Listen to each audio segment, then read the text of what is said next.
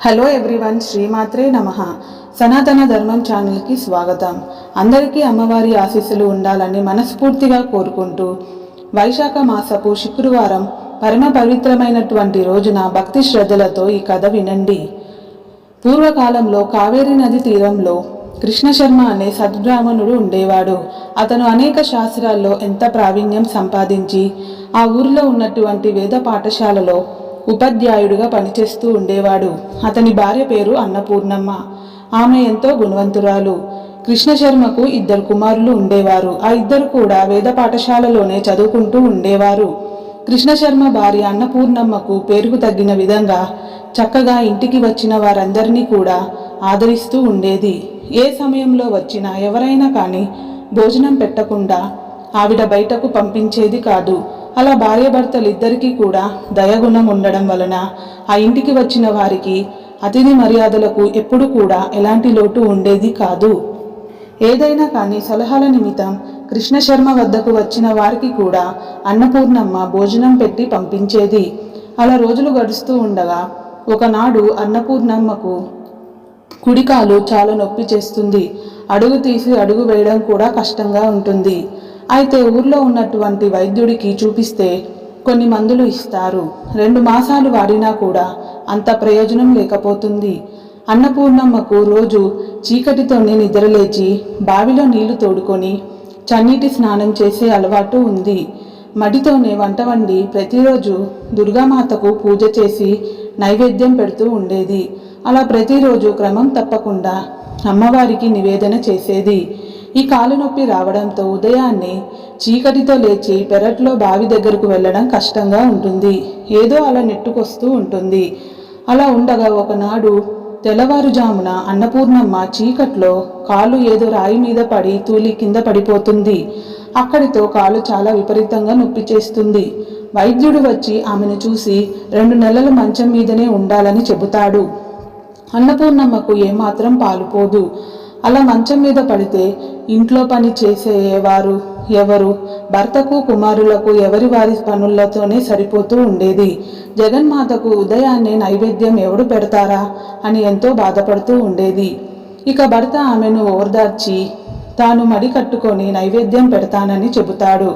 అలా కృష్ణశర్మ భార్య బాధ చూడలేక అలా అంటాడే కానీ పాపం అతనికి వంట చేయడం తన వల్ల అస్సలు కాదు. అలా పనులన్నీ చేసుకొని వేద పాఠశాలకు వెళ్ళేటప్పటికి చాలా ఆలస్యం అయ్యేది.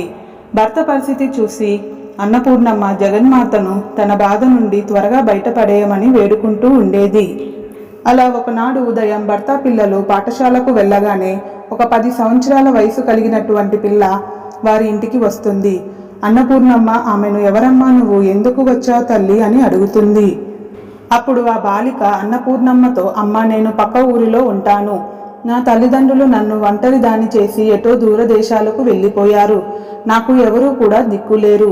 మీరు కనుక కాస్త ఆశ్రయం ఇస్తే వారు తిరిగి వచ్చే వరకు మీ ఇంట్లో ఉంటానని చెబుతుంది. ఇక అన్నపూర్ణమ్మకు ఆ పిల్లను చూసి జాలి వేస్తుంది. ఎంతో చక్కగా చూడముచ్చట్టుగా ఉన్నటువంటి ఆ పిల్లను ఇక్కడే ఉండవచ్చని చెప్పి ఆమెకు అంగీకారం తెలియజేస్తుంది. ఇక భర్త కూడా ఏమీ అభ్యంతరం పెట్టడు.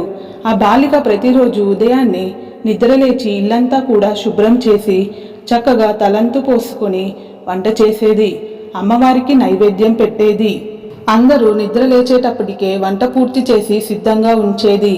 అంతేకాదు అన్నపూర్ణమ్మకు ఏది కావలసిన క్షణంలో తెచ్చేది. కాళ్ళకు రోజు మందు రాసేది. వేళకు మంచం వద్దకు భోజనం తెచ్చేది. అన్నపూర్ణమ్మ ఆ బాలికను చూసి ఎంతో మురిసిపోయేది. అలా నెల రోజుల్లోనే అన్నపూర్ణమ్మ చక్కగా కోలుకుంటుంది. నెమ్మదిగా మంచం దిగి పనులు చేసుకోవడం మొదలు పెడుతుంది. ఆ బాలిక వచ్చినటువంటి వేళ విశేషం వల్ల ఇదంతా జరిగిందని చెప్పి ఆ దంపతులు భావిస్తారు. ఇక ఆ రోజు రాత్రి భర్తతో, ఈ బాలికని ఎప్పటికీ మన వద్దే ఉంచుకొని ఆమెకు మనమే వివాహం చేద్దామండి అని చెబుతుంది. ఇక భర్త కూడా అందుకు సంతోషంగా ఒప్పుకుంటాడు. అన్నపూర్ణమ్మ సంతోషంగా నిద్రపోతుంది. అయితే నిద్రలో ఆమెకు ఒక అద్భుతమైనటువంటి దివ్యమైనటువంటి కల వస్తుంది. ఆ కలలో ఒక దేవత ప్రత్యక్షమవుతుంది. ఆ దేవత దుర్గామాత. అన్నపూర్ణమ్మ, నేను మీ దుర్గమ్మను, ఎల్లప్పుడూ నన్ను కొలిచేవారిని నిత్యం రక్షించుట వంటి నీ తల్లిని, నువ్వంటే నాకు ఎంతో అభిమానం తల్లి. అందుకే నేను బాలిక రూపంలో మీ ఇంటికి వచ్చాను. నువ్వు పూర్తిగా కోలుకున్నాక నేను రేపు ఉదయం నుండి నీకు కనిపించను. మీ ఇద్దరు దంపతుల యొక్క సౌశల్యం నన్ను ఎంతో ఆనందింపజేసింది. మీ కుటుంబం కలకాలం సుఖంగా ఉంటారని చెప్పి మాయమవుతుంది. అలా మరునాడు నిద్ర లేవగానే కలలో చెప్పిన విధంగా ఆ బాలిక కనిపించదు. అన్నపూర్ణమ్మ ఎంతో ఆశ్చర్యపోతుంది. ఓ జగన్మాత, నీ చేతనే నేను సేవ చేయించుకున్నానా తల్లి? నీ యొక్క వర్చస్సు చూసి అయినా సరే నేను నిన్ను గుర్తుపట్టలేకపోయానే. ఎంతటి మూర్ఖురాలని తల్లి. సృష్టి మొత్తం నీ సేవ కోసం పరితపిస్తుంటే నువ్వు నా దగ్గర కదలి వచ్చి నాకే సేవ చేశావమ్మా. ఆహా, నా భాగ్యం ఏమని చెప్పాలి అంటూ ఆ తల్లిని ఎన్నో విధాలుగా స్తుతిస్తుంది. తర్వాత కృష్ణశర్మ కుటుంబం అంతా కూడా దుర్గాదేవిని ఎప్పుడూ మర్చిపోకుండా ప్రతి నిత్యము కూడా ఆ తల్లిని కొలుచుకుంటూ కలకాలం సుఖంగా జీవించి చివరికి ముక్తిని పొందారు. ఇప్పుడు రెండో కథ గురించి తెలుసుకుందాం. శ్రీశైలం పుణ్యక్షేత్రానికి దగ్గరలో వీరభద్రాపురం అనే ఒక గ్రామం ఉండేది. ఆ గ్రామంలో రామయ్య అనే ఒక వడ్రంగివాడు ఉండేవాడు. అతను చిన్న చిన్న వడ్రంగి పనులు చూసుకుంటూ కాలం గడుపుతూ ఉండేవాడు. అతని భార్య పేరు సుమతి. రామయ్యకు చేదోడు వాదుడుగా ఉండేది. ఆ దంపతులకు తండ్రి నుండి వారసత్వంగా సంక్రమించినటువంటి ఇల్లు ఉండేది.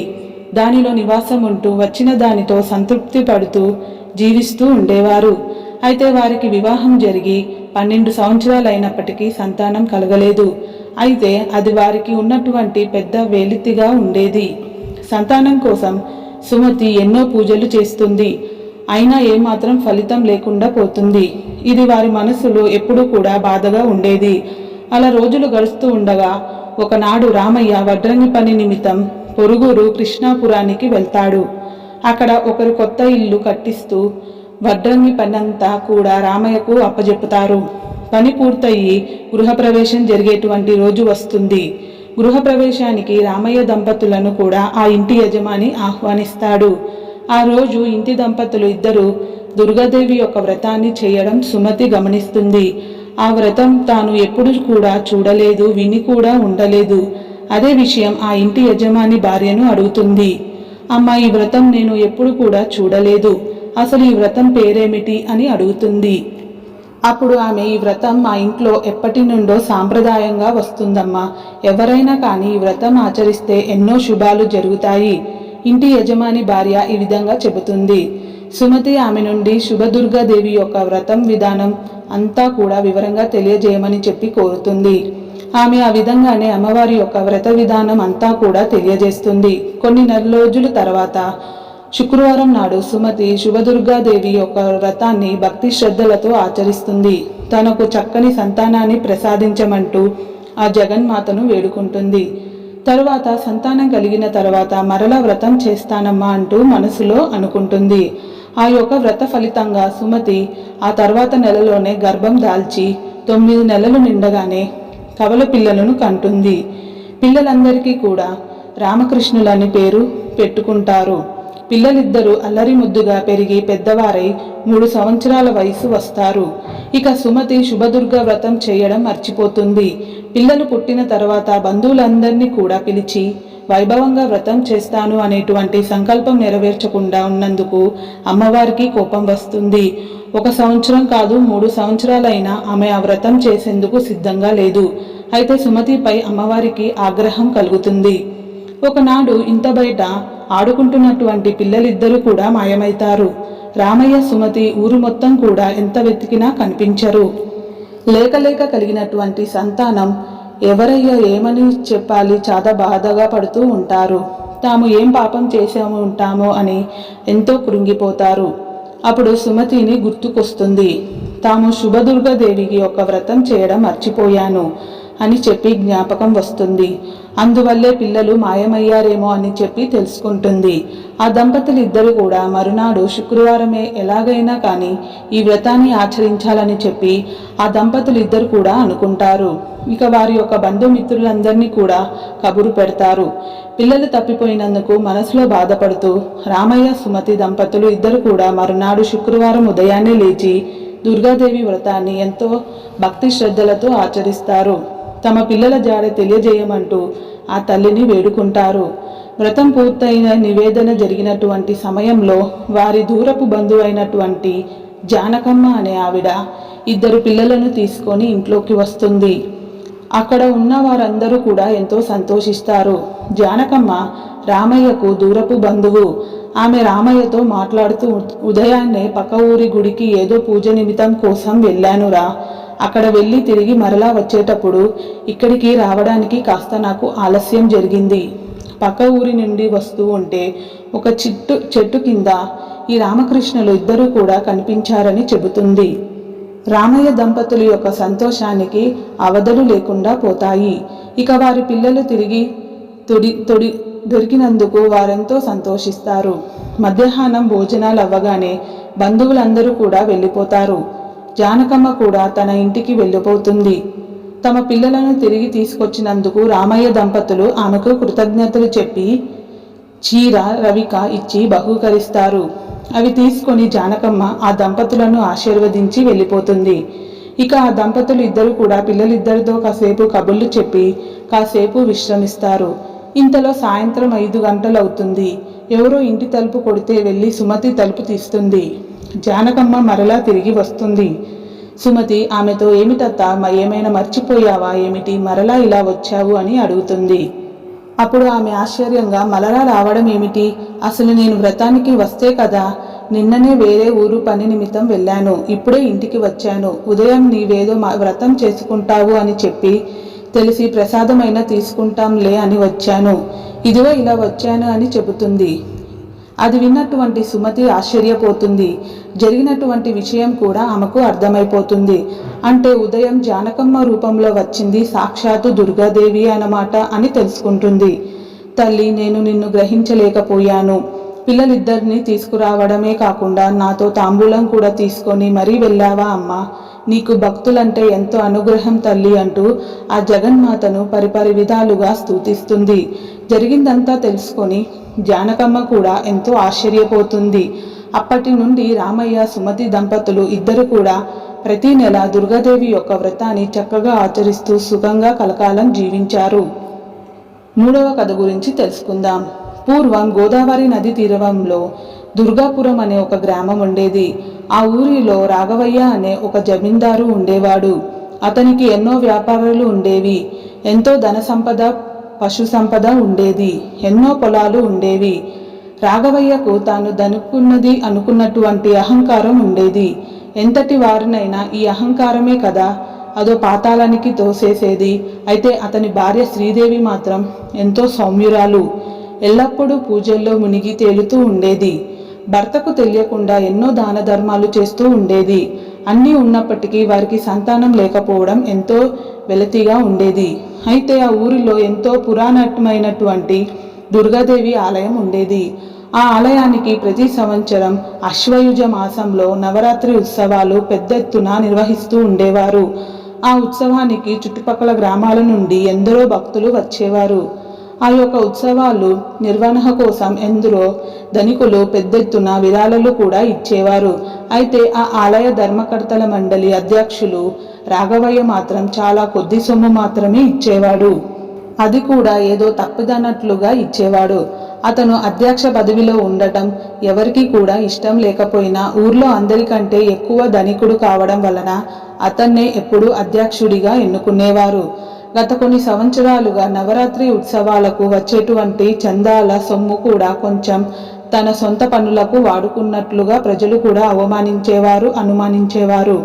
కానీ రాఘవయ్య అవి ఏమీ లెక్క చేయకుండా భక్తులు ఇచ్చినటువంటి సొమ్మును అనవసరంగా దుర్వినియోగం చేస్తూ ఉండేవాడు. అలా ఉండగా ఆ సంవత్సరం ఉత్సవాలు పెద్దెత్తున జరుగుతాయి. పంటలు బాగా పండడం చేత రైతులు చందాలు రూపంలో చాలా ఎక్కువ సొమ్మునిస్తారు. అంత సొమ్మును చూసేసరికి ఆ జమీందారుకు ఆశపడుతుంది. అందులో నుండి కొంచెం మాత్రమే ఉత్సవాలు ఖర్చు పెట్టి చాలా ధనం తన వ్యాపారాలకు మళ్లిస్తాడు. అలా కొన్ని సంవత్సరాలు జగన్మాత యొక్క సొమ్మును దుర్వినియోగం చేయడంతో ఆ తల్లికి ఆగ్రహం కలుగుతుంది. అంటే నవరాత్రులైనటువంటి మరుసటి రోజే జమీందారుకు పక్షవాతం వచ్చి మంచాన పడతాడు. భార్య శ్రీదేవికి ఎంతో బాధ వేస్తుంది. తన భర్త చేసినటువంటి దుర్మార్గాల వల్ల ఈ విధంగా అనారోగ్యం పాలయ్యాడని చెప్పి భావిస్తుంది. అనారోగ్యం మాత్రమే కాదు, మరుసటి నెలలో వ్యాపారంలో కూడా విపరీతమైనటువంటి నష్టం వస్తుంది. అకాల వర్షాలు కురిసి ఎంతో పంట నష్టం కూడా జరుగుతుంది. ఇక వ్యాపారాల్లో కూడా నష్టం రావడంతో రాఘవయ్య ఎన్నో అప్పులు చేస్తాడు. అవి తీర్చడానికి పొలం కొద్దిగా అమ్మవలసి పరిస్థితి వస్తుంది. అలా 2 సంవత్సరాలు గడిచేటప్పటికి అతని వద్ద కేవలం రెండు ఎకరాలు మిగులుతాయి. ఎన్నో మందులు వాడినా లాభం లేక మంచం మీదే ఉంటారు. భార్య శ్రీదేవి తమను ఈ కష్టాల నుండి బయటపడేయమంటూ ఎందరో దేవతలకు మొక్కుకుంటుంది. జమీందారుకు కూడా ఇప్పటికీ తెలిసి వస్తుంది. తాను జగన్మాత యొక్క సొమ్మును దుర్వినియోగం చేసినందుకే ఈ అనర్థాలన్నీ జరిగినట్లుగా గమనిస్తాడు. అలా ఉండగా ఒకనాడు ఎవరో సాధువు ఒక వ్యక్తి ఇంటి బయట నుంచొని భవతి భిక్షాందేహి అని పిలుస్తాడు. సమయానికి ఇంట్లో ఏమీ లేక శ్రీదేవి ఒక ఖర్జూరకాయ అతనికి దానంగా ఇస్తుంది. కళ్ళ నీటితో ఎంతో బాధతో ఉన్నటువంటి ఆ ఇల్లాలను చూసి ఆ సాధువు, అమ్మ, నీ కష్టాలన్నీ నాకు తెలిసాయి, నీవు దుర్గాదేవి యొక్క వ్రతాన్ని ఆచరించు అని సర్దుకుంటాయి అని చెబుతాడు. ఇక శ్రీదేవి ఆ మర్నాడే దుర్గాదేవి యొక్క వ్రతం చేస్తానని మనసులో సంకల్పం చేసుకుంటుంది. అంతలో శ్రీదేవికి మరొక ఆలోచన వస్తుంది. ఈ వ్రతం 4 రోజుల పాటు ప్రతిరోజు కూడా చేస్తానమ్మా అని మనసులో అనుకుంటుంది. ఇక జమీందారు భార్య శ్రీదేవి మర్నాడే మొదలుపెట్టి ఎంతో శ్రద్ధగా 4 రోజుల పాటు దుర్గాదేవి యొక్క వ్రతాన్ని భక్తి శ్రద్ధలతో ఆచరిస్తుంది. ప్రతిరోజు ఉదయాన్నే లేచి స్నానం చేసి వ్రతం చేసేది. అలా 4 రోజులు చేయగానే చివరి రోజు శుక్రవారం నాడు వ్రతం పూర్తి కాగానే ఇంటి గుమ్మం ముందు ఎవరో దంపతులు పిలుస్తున్నట్లుగా అనిపించి బయటకు వస్తుంది. 2 బ్రాహ్మణ దంపతులు కనిపిస్తారు. శ్రీదేవితో వారు తాము పక్క ఊరికి వెళుతూ ఇంత భోజనం దొరుకుతుందేమో అని వచ్చాం తల్లి అని అంటారు. శ్రీదేవి వారిద్దరికి అన్నం వడ్డిస్తుంది. ఆ దంపతులు ఇద్దరు కూడా సంతోషంగా తింటారు. ఇక దుర్గాదేవి యొక్క ప్రసాదం కూడా స్వీకరిస్తారు. వారు తిరిగి వెళ్ళిపోతూ ఆమె చేతిలో ఒక చిన్న మూట ఉంచి, అమ్మ, ఇది కొద్దిపాటి ధనం, మేము వెళ్ళిన తర్వాత తీసి చూడు అని చెప్పి వెళ్ళిపోతారు. వారు వెళ్ళిన కాసేపటికి మూట విప్పి చూసినటువంటి శ్రీదేవి ఎంతో ఆశ్చర్యపోతుంది. ఎందుకంటే ఆ మూట నిండా బంగారు కాసులు, అంతేకాదు ఆ మూటలో ఒక చిన్న శివలింగం కూడా ఉంటుంది. ఒక చిన్న అమ్మవారి విగ్రహం కూడా ఉంటాయి. ఆహా, సాక్షాత్తు ఆ యొక్క ఆది దంపతులే తనకు కరుణించారా చెప్పి తెలుసుకుంటుంది. ప్రసాదం స్వీకరించడానికి సాక్షాత్తు పార్వతీ పరమేశ్వరులే బ్రాహ్మణ దంపతుల రూపంలో వచ్చారని తెలుసుకొని ఆమె ఎంతో ఆనందిస్తుంది. వారు అనుగ్రహంతో కొద్ది రోజుల్లోనే జమీందారు కూడా పూర్తిగా ఆరోగ్యవంతుడు అవుతాడు. అలా మెల్లమెల్లగా సంవత్సరంలోనే తిరిగి ఉన్నటువంటి కంటే ఎంతో ధనవంతుడు అవుతాడు. జమీందారులో ఎంతో మార్పు వస్తుంది. ఆలయానికి బంగారు తాపడం చేయిస్తారు. ఎంతో సన్మార్గంలో జీవించి అనతి కాలంలోనే చుట్టుపక్కల గ్రామాల్లో గొప్ప ధార్మికుతుడుగా, అంటే అంతకన్నా కూడా గొప్ప ధార్మికుడు లేడు అనేటువంటి గొప్ప పేరును తెచ్చుకుంటాడు. ఇక రాఘవయ్య శ్రీదేవి దంపతులు ఇద్దరు కూడా కలకాలం జగన్మాతను సేవించుకుంటూ సుఖంగా జీవించి చివరికి ముక్తిని పొందారు. పూర్వం కృష్ణా తీరంలో శ్రీకాకుళంలో అనే ఒక గ్రామం ఉండేది. ఆ ఊరిలో రామాచారి అనే ఒక పేద బ్రాహ్మణుడు ఉండేవాడు. అతను వంశపారంపర్యంగా వచ్చినటువంటి తన యొక్క పౌరోహిత్య పూర్తి చేసుకుంటూ సంసారాన్ని పోషించుకుంటూ ఉండేవాడు. అతని భార్య పేరు కోమలంబ. ఆమె ఎంతో సౌమ్యురాలై భర్తకు సహకరిస్తూ సంసారాన్ని జాగ్రత్తగా గడుపుతూ వచ్చేది. ఆ దంపతులకు లేక 2 కవలలు జన్మిస్తారు. 2 ఆడపిల్లలే. ఆ పిల్లలకు లలిత, ప్రణతి అనే పేర్లు పెట్టుకుంటారు. 2 అల్లారి ముద్దుగా పెంచి పెద్ద చేస్తారు. అలా ఉండగా వరుసగా 2 సంవత్సరాలు వర్షాలు పడక విపరీతమైనటువంటి కరువు పరిస్థితులు ఏర్పడతాయి. ప్రజలు తినడానికి ఆహారం లేక బాధపడుతూ ఉంటారు.